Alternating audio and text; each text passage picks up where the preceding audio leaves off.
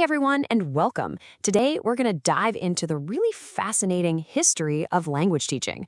We're taking a trip through time to see how the whole idea of learning a new language has been completely flipped on its head over the centuries. So think about this for a second. Depending on when and where you went to school, your French or Spanish class could have been anything, right? Maybe you were repeating phrases in a language lab, maybe you were acting out little scenes, or maybe you were just reading really old books. So why the huge difference? Well, it's all part of this long, winding story of evolution that we're about to unpack. All right, so our story starts way, way before any classroom you'd recognize. Back in ancient Greece and Rome, learning another language wasn't for everybody. Not at all. It was all about training the elite, the future leaders, the best speakers. For other cultures, it was about something else entirely, like preserving a legacy so that it wouldn't just disappear. Language was a tool for the powerful, and it was a vessel for culture itself. So how did we get from training orators to today? This timeline is basically our roadmap. We're going to start with this super academic method called grammar translation, then watch the rebellion that...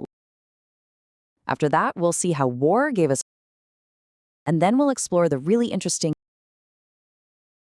before finally landing on the method most of us know today. Okay, so in the 18th and 19th centuries, the first really formal method shows up, and it's called grammar translation. And what's wild about this is that the goal wasn't to, order a coffee in Paris. Nope.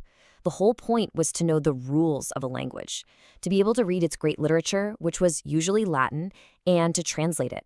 Language was basically treated like an intellectual puzzle, a serious workout for your brain. So what did that classroom look like?